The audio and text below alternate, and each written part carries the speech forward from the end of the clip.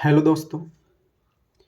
तो आज फिर से हम ऑब्जेक्टिव क्वेश्चंस लाया हूँ जो सब्जेक्ट केमिस्ट्री का है।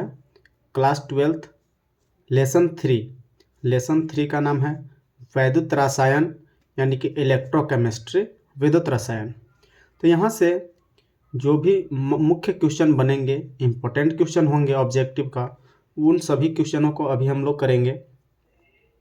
और आप भी कमेंट में कुछ क्वेश्चन का आंसर हम आपसे पूछेंगे, वो ज़रूर बताइएगा। और ये वीडियो अच्छा लगे तो अपने दोस्तों में शेयर कीजिएगा और चैनल को सब्सक्राइब भी कीजिएगा। साथ साथ वीडियो को लाइक ज़रूर करते रहेंगे। तो चलिए हम यहाँ पे क्वेश्चन को करेंगे और आप क्वेश्चन को ये ऑब्जेक्टिव है तो ऑप्शन को भी ज़रूर समझते जाएंगे। ये नहीं कि क्वेश्चन का जो आंसर ऑब्जेक्टिव में आंसर जो सही है बस उस ऑप्शन को लगा देना है, उसी को याद रखना है। ऐसा नहीं करना है, क्योंकि कोई ज़रूरत नहीं है कि जो हम बताएंगे सेम सभी वही क्वेश्चन मिल जाएगा। कुछ क्वेश्चन अलग भी होंगे, तो वहाँ पे आपको बेस सहयोग करेगा। तो इसलिए आप अच्छे से इसको देखिएगा और समझ में नहीं आए तो वीडियो को दोबारा देखिएगा, पॉज करके समझिएगा, देखिएगा। तो चलिए हम इलेक्ट्रोकेमिस्ट्री वैद्युत रसायन का पहला ऑब्जेक्टिव क्वेश्चन करते हैं। पहला क्वेश्चन क्या है? एक फैराडे विद्युत धारा प्रवाहित करने पर प्राप्त मात्रा बराबर होगी। यानी कि जब हम एक फैराडे विद्युत धारा प्रवाह करेंगे तो उससे कितना मात्रा हमें प्राप्त होगा। तो यहाँ पे ऑप्शन है 1 ग्राम मोल, बी में 1 ग्राम समतुल्य, सी में विद्युत रासायनिक तुल्यांक के बराबर और डी में है आधा ग्राम समतुल्य। तो यहाँ पे याद रखना है कि जब एक फैराडे विद्युत धारा प्रवाहित किया जाएगा तो 1 ग्राम मोल हमें मात्रा क्या होगा, प्राप्त होगा। कितना मात्रा प्राप्त होगा? तो 1 ग्राम मोल। ये क्वेश्चन का आंसर हो गया ऑप्शन नंबर ए, 1 ग्राम मोल। और एक ऑप्शन है 1 ग्राम समतुल्य। तो सॉरी, यहाँ पे 1 ग्राम समतुल्य होगा, ये दोनों एक जैसा लगा। क्या हो जाएगा? 1 ग्राम समतुल्य यानी कि 1 ग्राम के बराबर, समतुल्य यानी कि लगभग 1 ग्राम के बराबर। देखिए दोनों एक ही लग रहा था, यहाँ पे मोल है और यहाँ पे समतुल्य है, तो क्या हो जाएगा? 1 ग्राम समतुल्य। अब हम देखेंगे क्वेश्चन नंबर 2। तो क्वेश्चन नंबर 2 क्या है? LiCl यानी कि lithium chloride, NaCl sodium chloride, KCl यानी कि पोटेशियम क्लोराइड के विलयन का अनंत तनुता पर समतुल्यांक सुचालकता का क्रम। तनुता, देखिए अनंत तनुता का अर्थ क्या होता है तो वो पहले समझ लेंगे, तभी आपको समझ में आएगा। और नहीं तो यहाँ पे हम ऑप्शन लगा देंगे और आप ऑप्शन याद कर लीजिएगा तो गड़बड़ी होगा, समझ में नहीं आएगा। तो यहाँ पे हमें याद रखना है, समझना है। अनंत तनुता का मतलब क्या होता है? तनुता का मतलब उसको क्या करना, पतला करना। जैसे कि कोई सॉल्यूशन है, कोई विलयन है, उसमें और पानी मिला दीजिएगा तो क्या हो जाएगा? तनु हो जाएगा, यानी कि डाइल्यूट हो जाएगा, तनु हो जाएगा। तो तनुता का अर्थ उसको पतला कर देना, विलयन को क्या कर देना? पानी मिलाकर पतला कर देना। अनंत यानी कि जितना पतला हो पाए। तो देखिए अनंत तनुता पर समतुल्यांक सुचालकता का क्रम, सुचालकता यानी कि वहाँ पे इलेक्ट्रॉन का प्रवाह होना चाहिए। तो हम समझेंगे कि जिस तत्व का तो देखेंगे कोई भी तत्व का आकार जितना ज़्यादा होगा उसमें उतना ही इलेक्ट्रॉन फ्री होंगे और उसको में पानी मिलाने के बाद स्पेस उतना ही ज़्यादा होगा। जैसे कि हम यहाँ पे 2 ठो कोई बर्तन ले लेंगे और उसमें हम क्या करेंगे, या यहाँ पे 2 कोई तत्व हैं, ये अलग कोई तत्व है, यहाँ पे ये अलग कोई तत्व है। दोनों तत्व में जब हम क्या करेंगे, डाइल्यूट करेंगे यानी कि पानी और मिला देंगे, तो पानी मिलाने के बाद जिसमें ज़्यादा आकार होगा, जिस तत्व का आकार ज़्यादा होगा उसमें ज़्यादा पानी जाएगा और वो उतना ही पतला हो जाएगा। तो यहाँ पे आकार मायने रखता है और आकार देखेंगे किसका ज़्यादा होगा। तो जिसका आकार ज़्यादा होगा उसमें उसके कणों का ये मोबिलिटी यानी कि गति ज़्यादा मिलेगा, गति वहाँ पे ज़्यादा करने को मिलेगा। और वो किसके पे डिपेंड है, तो वो तत्वों के आकार पे डिपेंड है। तो देखेंगे सबसे ज़्यादा आकार जिसका होगा उसका सुचालकता सबसे ज़्यादा होगा। तो देखेंगे कि लिथियम सबसे फर्स्ट में आता है लिथियम, इसके बाद लिथियम आ जाएगा यहाँ पे के अकॉर्डिंग, ऑप्शन के अकॉर्डिंग, सॉरी सवाल में भी है, लिथियम सबसे पहले आएगा, इसके बाद सोडियम आएगा, इसके बाद पोटेशियम आएगा। तो सबसे छोटा आकार किसका हो जाएगा, लिथियम का, और सबसे बड़ा आकार किसका हो जाएगा, पोटेशियम का। यानी कि पोटेशियम में हम अगर पानी मिलाएंगे तो इसमें गति ज़्यादा हो जाएगा और सुचालकता बढ़ जाएगा। तो सुचालकता सबसे ज़्यादा किसका होगा, तो पोटेशियम क्लोराइड का, इसके बाद सोडियम क्लोराइड का, इसके बाद लिथियम क्लोराइड। तो देख लीजिए ऑप्शन कहाँ पे है ऐसा, पोटेशियम क्लोराइड, सोडियम क्लोराइड और लिथियम क्लोराइड, यानी कि ऑप्शन बी। तो हम लोग समझते चलेंगे, अगर नहीं समझिएगा तो फिर कोई फ़ायदा नहीं होगा। इसलिए समझ में ना आए वीडियो को दोबारा देखिए, पॉज करके देखते जाइए और इसको नोट बना लीजिए तो ज़्यादा बेहतर होगा। अपने कॉपी में वीडियो पॉज कर करके और नोट बना लीजिए, सबसे बेहतर होगा। चलिए अब हम देखेंगे क्वेश्चन नंबर 3। क्वेश्चन नंबर 3 क्या है, एक फैराडे बराबर होता है, एक फैराडे बराबर कितना कूलम्ब। तो देखेंगे एक फैराडे बराबर, आपको याद रख लेना है, 96,500 कूलम्ब। एक फैराडे बराबर कितना कूलम्ब होता है, 96,500 कूलम्ब होता है। तो ऑप्शन नंबर बी। इसके बाद क्वेश्चन नंबर 3 क्या है, फैराडे का द्वितीय विद्युत विच्छेदन नियम संबंधित है। फैराडे का द्वितीय विद्युत विच्छेदन नियम संबंधित है तो किससे है, तो चलिए इसको हम समझते हैं। एक सूत्र होता है,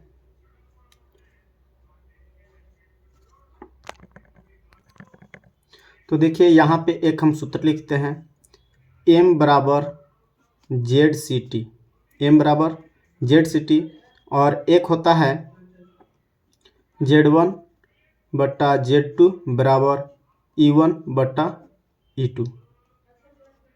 ये दोनों सूत्र के देखिएगा, m बराबर ZCT।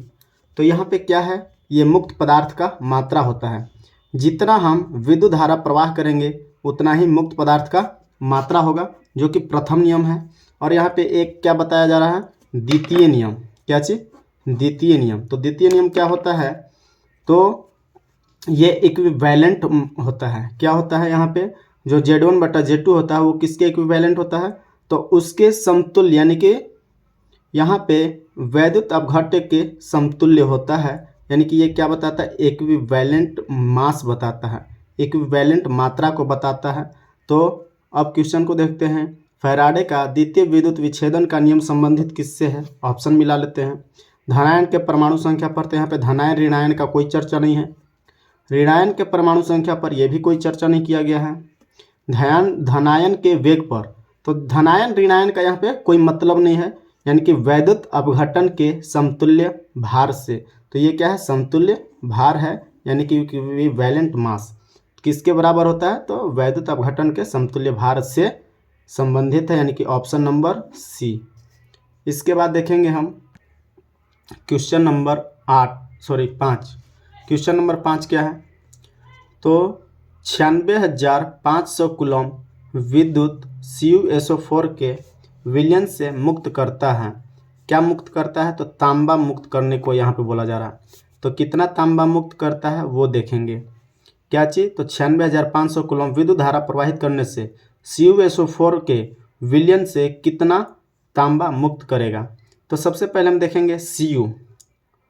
तो Cu का द्रव्यमान कितना होता है, तो Cu का द्रव्यमान होता है 63.5 समथिंग होता है। कितना होता है, 63.5 समथिंग। अब Cu का परमाणु संख्या कितना होता है, तो Cu का परमाणु संख्या 29 होता है।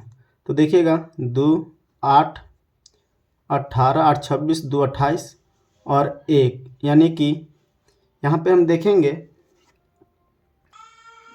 तो यहाँ पे देखिएगा कितना तांबा मुक्त करेगा, तो वो लूज इलेक्ट्रॉन से भाग दे देंगे तो कितना हो जाएगा, यानी कि इसको आधा कर देंगे तो कितना हो जाएगा आधा करने पर, तो 2 2 3 6 और 1, यानी कि 2 एकम 2 और यहाँ पे 1 यानी कि 15, 2 सते 14 यानी कुल मिलाकर 6-7 हो जाएगा, यानी कि 31.67।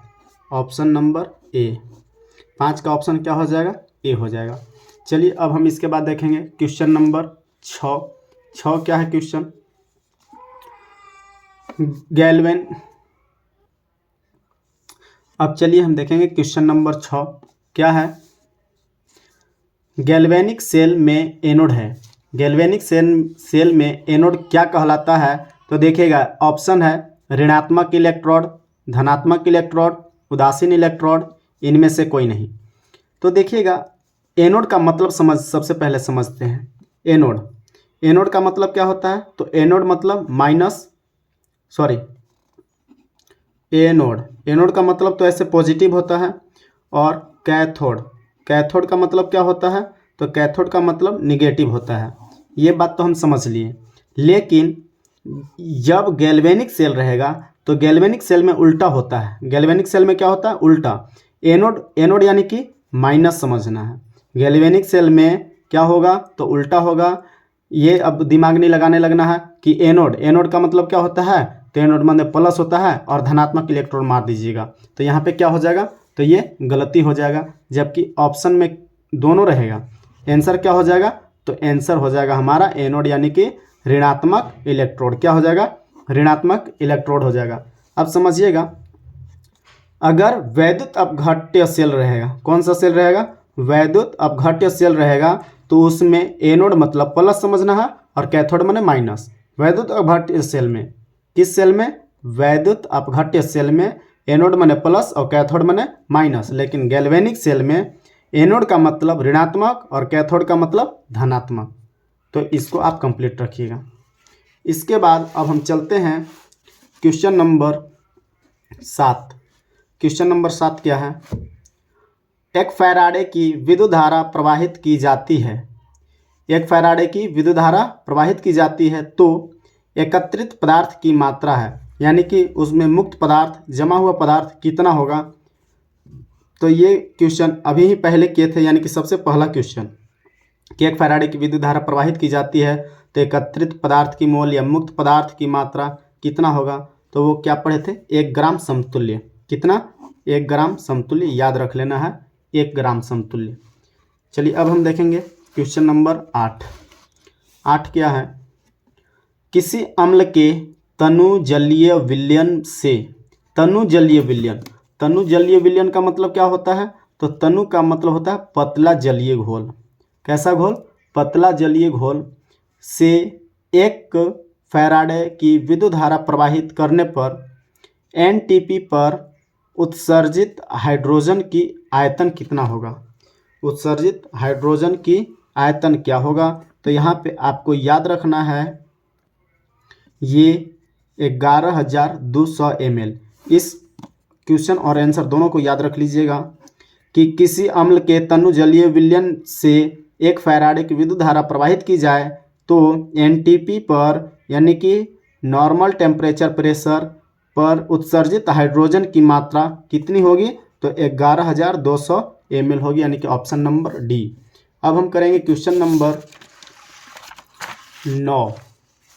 क्वेश्चन नंबर 9 क्या है, तो देखिएगा 9 को,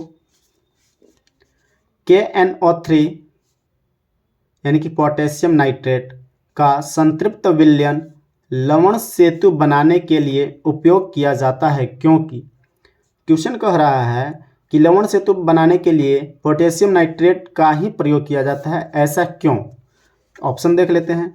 पोटेशियम यानी कि K+ की गति NO3- से अधिक होती है, NO3- की गति K+ से अधिक होती है, या K+ और NO3 यानी कि दोनों की गतियां लगभग समान होती है, या KNO3 जल में अधिक घुलनशील है।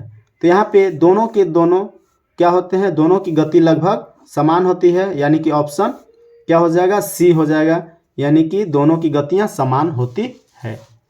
इसके बाद हम देखेंगे क्वेश्चन नंबर 10। क्वेश्चन नंबर 10 क्या कहता है, लेड संचायक सेल यानी कि बैटरी सेल को ही अगर हम लगातार 2, 4, 5 सेल यानी 2 से ज़्यादा, 2 या 2 से ज़्यादा सेल को हम एक साथ में जोड़ दें तो वो क्या बन जाता है, बैटरी बन जाता है। क्या बन जाता है, बैटरी। और एक अकेला है तो वो सेल कहलाता है। तो यहाँ पे सेल या बैटरी एक ही समझते हैं। लेड संचायक सेल यानी कि बैटरी आवेशित होती है। अब लेड संचायक किसको कहते हैं? यहाँ पे सेल 2 प्रकार के होते हैं। सेल कितने प्रकार के होते हैं? 2 प्रकार के। सेल 2 प्रकार के होते हैं। एक प्राथमिक सेल होता है और एक द्वितीयक सेल होता है। प्राथमिक सेल और द्वितीयक सेल। प्राथमिक सेल वो सेल होता है जो एक बार चार्ज होने के बाद दोबारा चार्ज नहीं होता, यानी कि चार्जेबल नहीं होता है। वैसा सेल जो चार्जेबल नहीं है वो प्राथमिक सेल हो गया, और वैसा सेल जो चार्जेबल है वो सेकेंडरी सेल हो गया, यानी कि द्वितीयक सेल हो गया। जैसे हम लोग घड़ी पहनते हैं या क्या टॉर्च में भी कुछ बैटरियाँ लगाया जाता है, या तो फिर दीवार घड़ी में जो बैटरी लगता है एक बार लगाते हैं, कुछ महीने में ख़त्म हो जाता है, फिर इसको फेंक देते हैं, तो वो कौन सा बैटरी हो गया? तो वो बैटरी प्राथमिक बैटरी यानी प्राथमिक सेल हो गया। और जिसको चार्ज किया जाता है, जिसमें लेड का प्लेट बैठाया जाता है, जिसको चार्ज किया जाता है, वो हो जाता है द्वितीयक सेल, और साथ साथ द्वितीयक सेल बड़ा भी होता है। तो चलिए अब क्वेश्चन में आते हैं। लेड संचायक सेल यानी कि ये द्वितीयक सेल का बात कर रहा है। Secondary cell. लेड संचायक सेल बैटरी आवेशित होता है। कब आवेशित होता है? ऑप्शन लेड डाइऑक्साइड घुल जाती है तब, या सल्फ्यूरिक अम्ल पुनः बनता है तब, या लेड धातु लेड सल्फेट में बदल जाती है तब, या सल्फ्यूरिक अम्ल की सांद्रता घट जाती है तब। तो आप समझिएगा कि जब हम द्वितीयक सेल यानी कि चार्ज करने वाले बैटरी को चार्ज करते हैं ना, तो उसमें क्या बन जाता है? दोबारा से सल्फ्यूरिक अम्ल बन जाता है, यानी कि एसिड पुनः बन जाती है। यहाँ पे क्या हो जाएगा? Option B. इसके बाद हम करेंगे क्वेश्चन नंबर। तो उम्मीद कर रहे हैं कि आपको समझ में अच्छे से आ रहा होगा, और आ रहा होगा तो आप वीडियो को लाइक करते रहिएगा। क्वेश्चन नंबर 11 क्या है? द्रवित सोडियम क्लोराइड यानी कि सोडियम क्लोराइड का घोल के वैद्युत अपघटन से कैथोड पर मुक्त होता है। यानी कि कैथोड पर क्या मुक्त होगा? जब द्रवित सोडियम क्लोराइड के वैद्युत अपघटन करवाएंगे। सोडियम क्लोराइड को क्या करवाना है? वैद्युत अपघटन। और वैद्युत अपघटन कहने का अर्थ है सोडियम क्लोराइड का एक घोल ले लिए, और घोल लेने के बाद उसमें क्या करना है? तो उसमें हम या तो बैटरी के सहारे या तो लाइन के सहारे उस घोल को तोड़ना है, यानी कि इलेक्ट्रोलाइज करना है, जिससे क्या कहा जाता है? वैद्युत अपघटन। तो जब वैद्युत अपघटन करेंगे तो एक है, मान लेते हैं ये एनोड होगा, एक एनोड है और एक क्या है? Cathode terminal. इसमें 2 टर्मिनल है। अब दोनों टर्मिनलों से पूछा जा रहा है कि कैथोड पर क्या मुक्त होगा? सोडियम क्लोराइड से। सोडियम क्लोराइड यानी कि NaCl। NaCl का घोल है। इस घोल में 1-2 टर्मिनल लगा हुआ है। एक हो गया प्लस वाला टर्मिनल और एक हो गया माइनस वाला टर्मिनल। तो बोला जा रहा है कि जब इसको हम वैद्युत अपघट्य करवाएंगे तो कैथोड पर यानी कि माइनस पर कौन सा चीज़ आकर मुक्त होगा, यानी कि जमा हो जाएगा। तो समझिएगा, NaCl में Na क्या होता है? पॉजिटिव होता है, और Cl क्या होता है? निगेटिव। तो पॉजिटिव पर निगेटिव वाला इकट्ठा होगा और निगेटिव टर्मिनल पर पॉजिटिव वाला इकट्ठा होगा, यानी कि ये कैथोड पर क्या आ जाएगा? तो कैथोड पर Na यानी कि सोडियम आ जाएगा। तो हमसे क्वेश्चन क्या पूछ रहा है कि द्रवित सोडियम क्लोराइड के वैद्युत अपघटन से कैथोड पर क्या मुक्त हो जाएगा? तो कैथोड पर यानी कि माइनस पर क्या मुक्त होगा, क्या जमा हो जाएगा? तो सोडियम। तो ऑप्शन क्या हो जाएगा? Option number B. समझ में आया होगा। इसके बाद आगे हम करेंगे क्वेश्चन नंबर 12 है Al3+ विलयन से एल्यूमिनियम यानी कि एल्यूमिनियम का परमाणु भार यहाँ पे दिया हुआ है 27.0 ग्राम, और एल्यूमिनियम 3+ के 9 ग्राम को जमा करने में आवश्यक आवेश है। यानी कितना आवेश चाहिए, क्या चीज़ के लिए? तो एल्यूमिनियम 3 विलयन से एल्यूमिनियम 3 के 9 ग्राम को जमा करने में आवेश पूछा जा रहा है, चार्ज। तो यहाँ पे समझेंगे ये एल्यूमिनियम है, एल्यूमिनियम 3+ को एल्यूमिनियम बनने के लिए, एल्यूमिनियम 3+ को एल्यूमिनियम बनने के लिए कितना, तो 3 ठो इलेक्ट्रॉन क्या करना पड़ेगा, त्याग करना पड़ेगा, लूज करना पड़ेगा, यानी कि छोड़ना पड़ेगा। तब ये जाकर क्या बन जाएगा, तब ये एल्यूमिनियम बन जाएगा। क्या बन जाएगा, एल्यूमिनियम। चलिए अब यहाँ पे हम समझते हैं कि एल्यूमिनियम बन चुका है। इसके बाद देखेंगे कितना ग्राम, 9 ग्राम। और परमाणु भार एल्यूमिनियम का कितना होता है, 27 होता है। एल्यूमिनियम का परमाणु भार 27 दिया हुआ है। अब हम यहाँ से मोल निकालेंगे तो मोल संख्या बराबर क्या होता है, दिया गया द्रव्यमान बट्टा आणविक द्रव्यमान। तो दिया गया द्रव्यमान कितना है, तो 9 है। आणविक द्रव्यमान कितना, तो 27। तो कितना हो जाएगा यहाँ पे, 9 तिया यानी कि 1/3 हो जाएगा। 1/3 और 1/3 का अर्थ क्या हो जाएगा, तो 0.333 हो जाएगा। 1/3 का अर्थ क्या हो गया, 0.333। तो ये हो गया 1 मोल के लिए। कितना के लिए, 1 मोल के लिए। अब हमें यहाँ पे देखना है कि कितना इलेक्ट्रॉन, यानी कि 3 इलेक्ट्रॉन। तो 3 से हम इसे क्या कर देंगे, गुणा कर देंगे। तो क्या हो जाएगा, ये हो जाएगा 3 तिहाई 9, 3 तिहाई 9, 3 तिहाई 9, 0.999। यानी कि ये कुल मिलाकर किसके बराबर हो गया, 1 के बराबर। कितना के बराबर हो गया, 1 फैराडे। कितना फैराडे, 1 फैराडे के बराबर। और 1 फैराडे में कितना कूलम होता है, तो 96,500 कूलम। यानी कि ऑप्शन नंबर क्या हो जाएगा, बी। यहाँ पे ऑप्शन नंबर क्या आ गया, बी। तो यहाँ पे देखेंगे कि जितना इलेक्ट्रॉन लूज करेगा उतना ही फैराडे के बराबर हो जाएगा। बात समझ में आया होगा। और 3 इलेक्ट्रॉन लूज किया तो 3 फैराडे, यानी कि 3 से गुणा। 4 इलेक्ट्रॉन लूज, 4 तो खैर नहीं होगा, ऐसे तो 1 2 3 ही होगा। 1 इलेक्ट्रॉन लूज करता तो इतना ही हो जाता, 2 करता तो 2 से गुणा, और 3 कर रहा है इलेक्ट्रॉन लूज, इसलिए 3 से गुणा किए। अब गुणा करने के बाद कितना के बराबर आ गया, 1 फैराडे के बराबर। और 1 फैराडे में कितना कूलम होता है, तो 96,500 कूलम। ये 0.999 कुल मिलाकर कहें तो ये कितना है, तो 1 है। और ये फैराडे में, तो 1 फैराडे और 1 फैराडे बराबर कितना कूलम, तो 96,500 कूलम। तो आप इसको नोट्स जरूर करते जाइएगा और दोबारा से देखिएगा, समझ में नहीं आए तो। चूँकि केमिस्ट्री है बॉस, लोगों को केमिस्ट्री क्या लगता है, तो टफ लगता है। केमिस्ट्री क्या होता है, बहुत टफ लगता है। लेकिन सचमुच में टफ होता नहीं है। लोग क्या करते हैं, उसको दोबारा समझेंगे नहीं तो भाई दिक्कत तो होगा ना।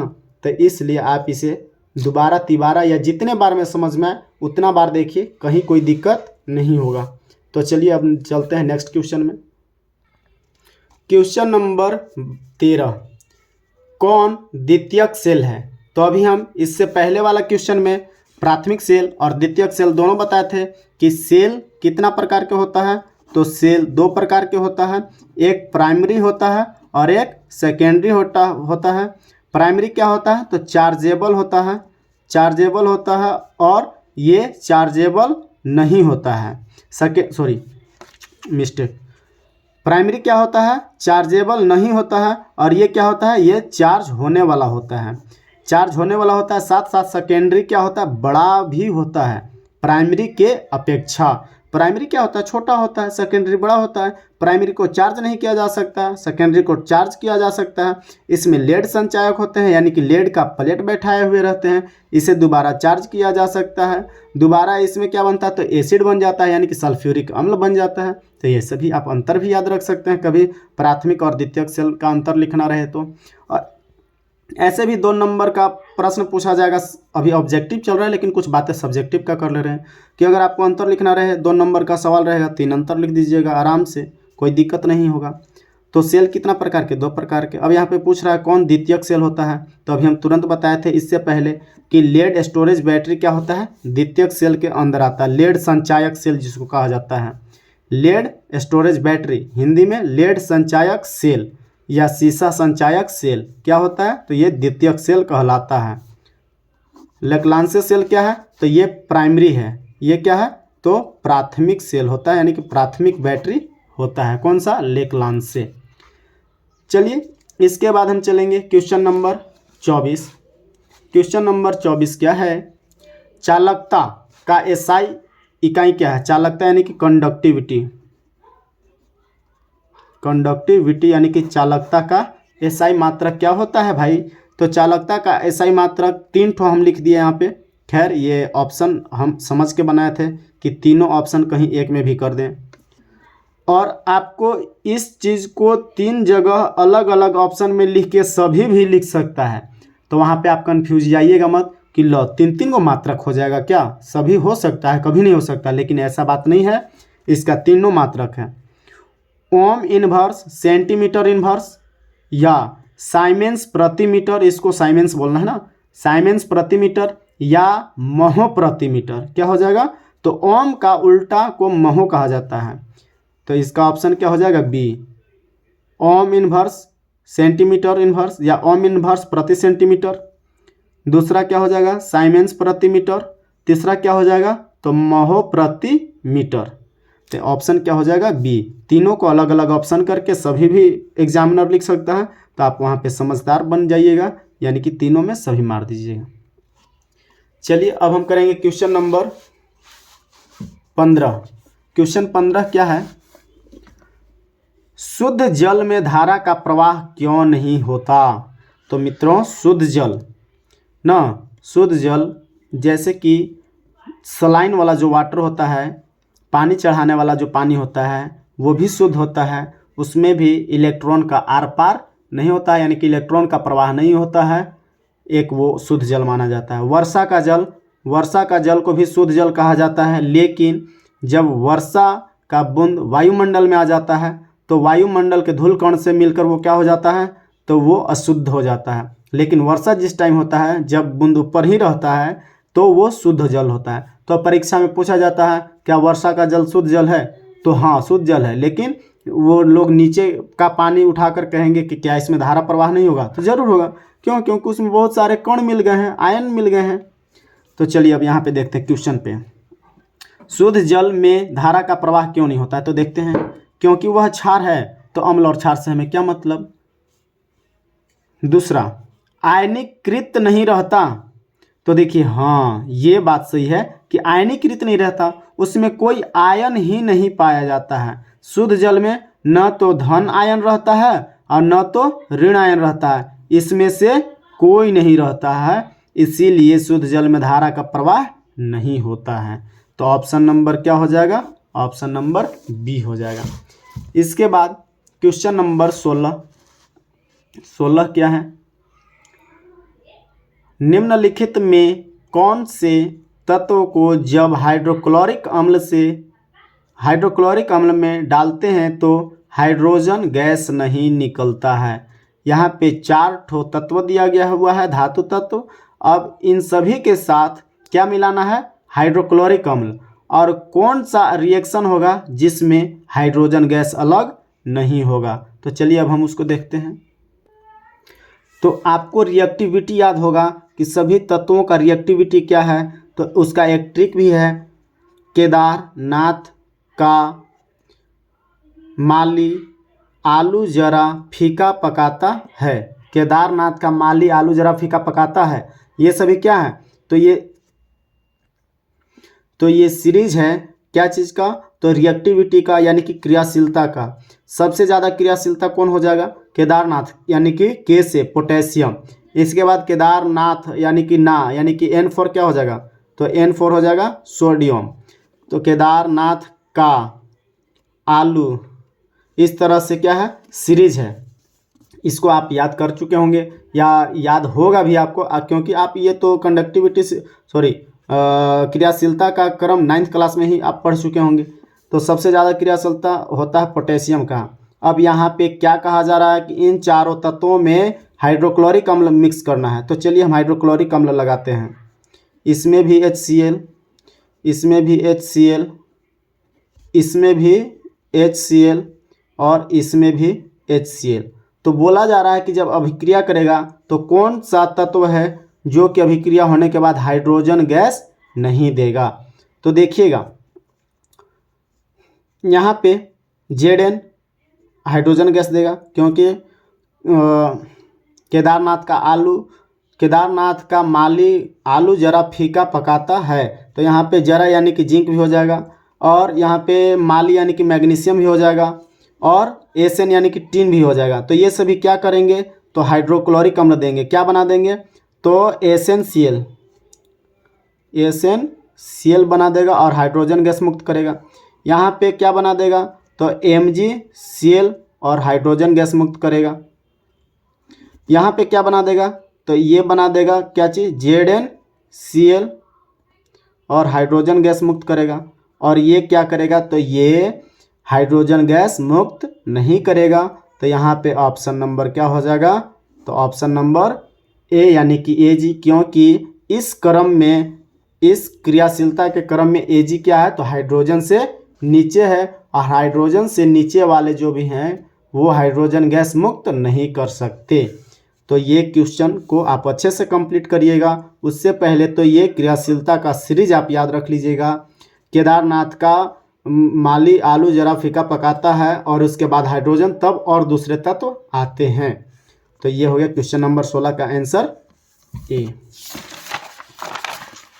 इसके बाद चलिए क्वेश्चन नंबर क्या है, तो क्वेश्चन नंबर 17 क्या है, एक वैद्युत अपघटनी सेल में इलेक्ट्रॉन का प्रवाह होता है।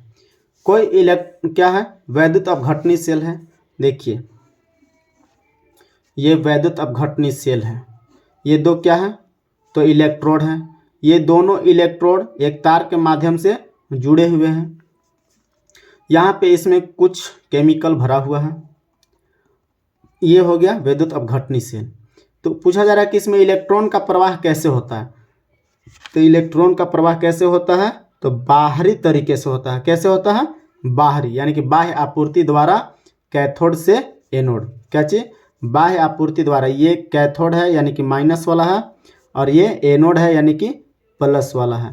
तो कैथोड से एनोड के तरफ, किसके तरफ, तो कैथोड से एनोड के तरफ। याद रखिएगा कि एक विद्युत अपघटनी सेल में इलेक्ट्रॉन का प्रवाह किधर से किधर होता है, तो सबसे पहले तो बाह्य आपूर्ति से होता है और कैथोड से एनोड के तरफ यानी कि माइनस से प्लस के तरफ। चलिए इसके बाद क्वेश्चन नंबर हम देखेंगे, क्वेश्चन नंबर 18 क्या है, जब सेल में कोई धारा प्रवाहित न हो, जब सेल में कोई धारा प्रवाहित न हो रही हो तो इलेक्ट्रोडों के विभव के अंतर को खाली जगह कहते हैं। इलेक्ट्रोडों के विभव के अंतर को क्या कहते हैं, तो ये आपको पता होगा। इलेक्ट्रोडों के विभव के अंतर को विभवांतर कहा जाता है, यानी कि ऑप्शन नंबर सी, विभवांतर। इसके बाद क्वेश्चन नंबर 19 क्या है, तो लैम्डा NH4OH खाली जगह के बराबर होगा। लैम्डा NH4OH किसके बराबर होगा, तो ये जो रूल है ये कोलराउस का नियम है। कोलराउस का नियम ये बताता है। चलिए देखते हैं, तो कोलराउस के नियम में ये जो है किसके बराबर होगा, तो ये देखिएगा NH4OH है तो ये बराबरी में क्या मिलेगा, तो लैम्डा NH4 प्लस और OH माइनस आना चाहिए। क्या आना चाहिए, तो लैम्डा NH4 प्लस और OH माइनस, इतना ही मिलना चाहिए। अब इतना जिससे मिलेगा वही आंसर मेरा सही होगा। तो देखिएगा यहाँ पे NH4OH प्लस NH4Cl और लैम्डा HCl है। तो NH4 प्लस और OH माइनस हमें चाहिए, केवल NH4 प्लस और OH माइनस। क्या चाहिए देख लीजिए, NH4 प्लस और OH माइनस, ये दोनों चीज़ जो दे देगा वही क्या हो जाएगा, आंसर होगा। तो देखिए क्या ये पहला ऑप्शन से मिलेगा, NH4OH तो यहाँ पे है, लेकिन NH4 एक और है तो ये यहाँ पे क्या हो जाएगा, 2NH4 हो जाएगा।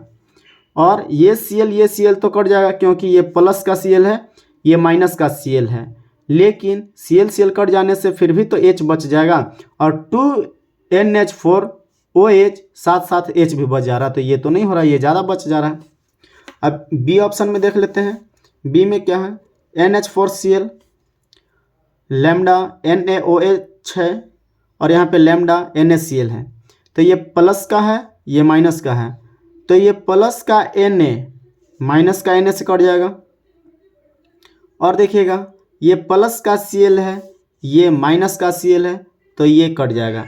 यानी कि यहाँ से तो ये ख़त्म हो गया, यहाँ से ये और ये ख़त्म, ये और ये ख़त्म, क्या बच गया? तो NH4 प्लस और OH माइनस, यानी कि ऑप्शन नंबर 20 से हमको जितना ज़रूरत था वो चीज़ मिल जा रहा है। बाकी सी को भी हम करके दिखा दे रहे हैं। NH4 है और यहाँ पे देखिएगा ये Cl प्लस का है, ये Cl प्लस का है, तो भैया तो यहाँ पे 2 ठो Cl बच जा रहा है, जबकि हमें Cl नहीं चाहिए, क्या चाहिए? तो NH4 प्लस और OH माइनस चाहिए, तो ये भी नहीं हो रहा है, ये नहीं हुआ। इसको भी देख लीजिए, यहाँ पे NH4 चाहिए, तो NH4 तो है और साथ ये लेकिन माइनस का है, हमें प्लस का चाहिए, तो ये भी नहीं होगा। तो ऑप्शन नंबर क्या हो जाएगा? तो ऑप्शन नंबर बी। चलिए इसके बाद क्वेश्चन हम देखेंगे 20। क्वेश्चन नंबर 20 क्या कहता है? विद्युत अपघट्यों के विलयनों के लिए कौन सा कथन सही नहीं है? कौन सा कथन सही नहीं है बोला है। तो देखिएगा विलयन के अपघट्य के लिए अभी पीछे भी हम पढ़े हैं कि क्या क्या ज़रूरतें हैं। तो पहला ऑप्शन को देख लेते हैं। पहला ऑप्शन क्या है? विलयन की चालकता आयनों के आकार पर निर्भर करता है। जी, चालकता यानी कि गति। चालकता का अर्थ क्या होता है भाई? तो चालकता का अर्थ गति होता है। चालकता का अर्थ क्या होता है? गति। तो जितना ज़्यादा आकार रहेगा उतना ही उसमें क्या होगा? गति आएगी। तो आकार पर तो निर्भर करेगा, तो ऑप्शन ये सही है। दूसरा क्या है? चालकता विलयन की सयानता पर निर्भर करती है। सयानता पर भी निर्भर करेगी। सयानता का अर्थ क्या होता है? गढ़ा होता है।